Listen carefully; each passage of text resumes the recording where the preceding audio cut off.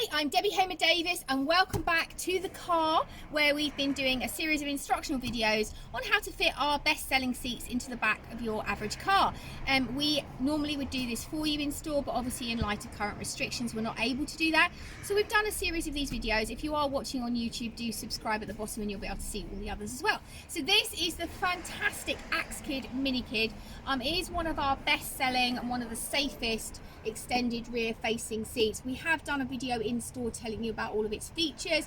This video is primarily to show you how to fit it in the car. So if you do want to see the other video in store where we do it on the demo seat and talk about the features, do click the button, you'll be able to see that as well. So yeah, we're going to show you how to fit this in the car. It is a more unique fit. So we're going to do it in stages. Now, although I put the car seat in the car so you can see it, it is better to fit your tethers first. So I always recommend take the car seat out and put your tethers in before you start installing your car seat. So just pause this while I take this out and I'll show you how to fit the tethers, which is in fact the most difficult bit to do. So your car seat will come with a set of tethers that look like this. You'll get two in the box. And you can buy extra tethers. So if you are looking to put it in a second car, you can actually get a second set as well. Now these tethers need to be attached to a chassis point in your car. So they need to be attached low down on something that's structural in your car. Now my car is quite old and we're quite lucky in that it's quite easy to attach the tethers. So what we can do is we can put the tether point, I don't know if you can see this, I'm wrapping it around the base of the actual seat. So this is the pillar that holds the seat onto the floor. Now in a lot of cars that we fit, these pillars are not very easy to get around, and sometimes you have to get a small thin instrument like a blunt knife or something to help push it through. And in some cases where you literally don't have anywhere to attach it, I have actually had to attach it to the front of the seat and run the tether rather, through. Now we do ideally want the tether to be fairly short, because the shorter the tether, the better contact point we're going to get. So we'll have a look and we'll pop this. They've got a series of loops. So in here, you've got a series of loops in your strap. And what we want to do is we want to get the tether as short as we possibly can. So I think I'm going to use that one because I might be able to use that one actually. Let's have a look. I've not actually fitted it in my car before because I don't need a baby seat anymore. But anyway, so we've got one tether there and I'm going to pop the other tether on the other side. So again, on the other side here, I'm going to pop it around. I don't know if you can see me doing that. So I'm going to put it around the base of the seat like this. Yeah. And then again, we'll get it as short as we can to get it through the point. I think that's about the same. Let's have a look.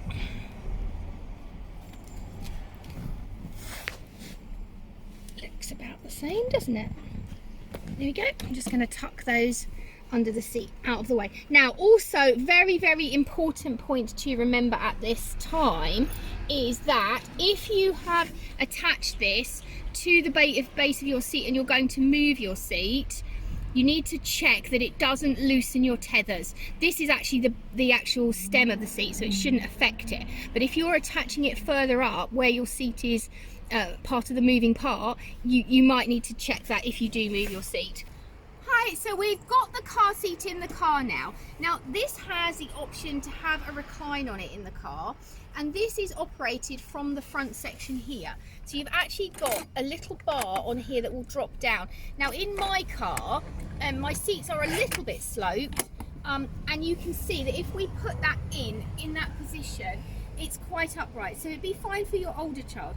Also, the beauty of this seat when you're fitting it, if you do have an older child, you can move this seat back from the back of the seat. It doesn't have to be touching. It's very unusual in this type of seat that you don't have to have it butted against the back, and this gives you more legroom, which is why it genuinely is an extended rear facing car seat. It's one of the reasons why it's a really good extended car seat.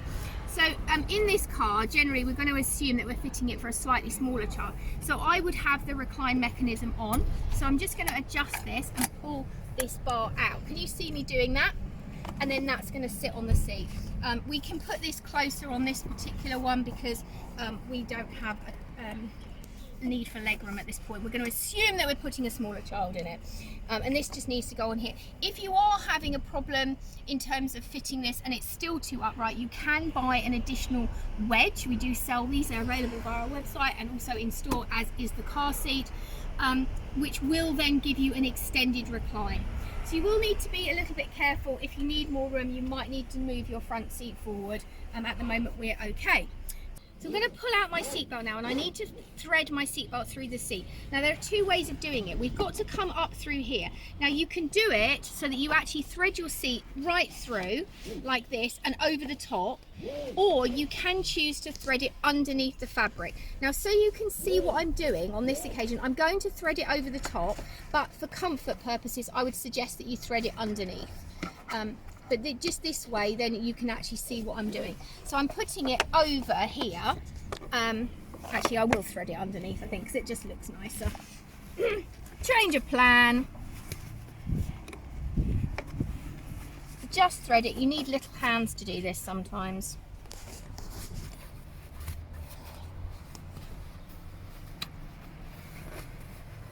Getting out of practice of fitting these in the car, we haven't done them for so long.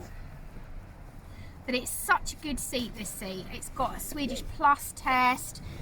It's been crash tested to such a high standard if you are looking for a really good extended rear facing. Obviously, ideally I would suggest this isn't one to change from car to car every 5 minutes, but once it's in, it really is so solid, which you'll see. Right, so I don't know if you can see now that I've actually got this coming through. It's slightly more difficult in a bigger car like this because you can't reach over so easily. Giving us a little bit more go, really.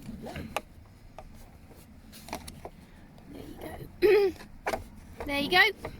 Can you see that now? So that's come right through, and actually I decided in the end to thread it underneath the seat.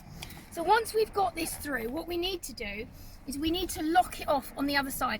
Now I'm going to get Zoe to pause this and come around the other side so that she can show you what we're actually doing. So what I'm going to do is I'm going to lock off this part of the belt by doing this. So that's now locked in place, and you want it to be fairly firm. You don't want to have lots of sloppy belt there.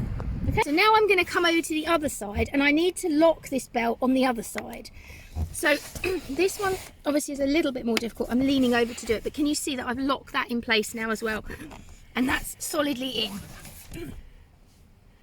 So now I'm going to pop my leg on the floor. So we've got a leg here, and your leg needs to come down so that it makes contact with the car, like this. And then the final piece we're going to do is we're going to put our tethers. Now our tethers are on a sort of jump back. Oh, I've forgotten the word for it now. Ratchet. Huh? A ratchet. Ratchet, thank you Zoe. They're on a ratchet. So basically you pull them out and they lock in. And they're almost like your seatbelt in that they lock in. So once they're in, you can see that they're really firm. So again, if you see what I'm doing now, literally you pull it out all in one go, and make sure you do it all in one go, because if you don't, you'll have to start again, and then just lock this on like that.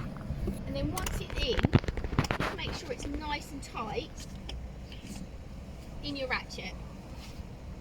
Okay, so now what we've got is we've got our ratchets in place here, we've got our tether at the back, our seatbelt through the back,